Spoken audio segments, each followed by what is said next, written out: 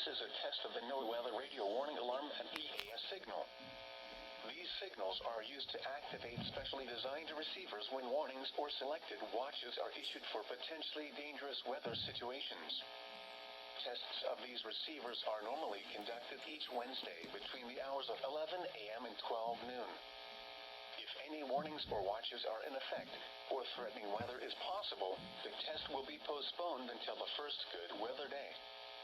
Again, this has been a test of the NOAA Weather Radio warning alarm and EAS signal. We now return to the regular broadcast cycle.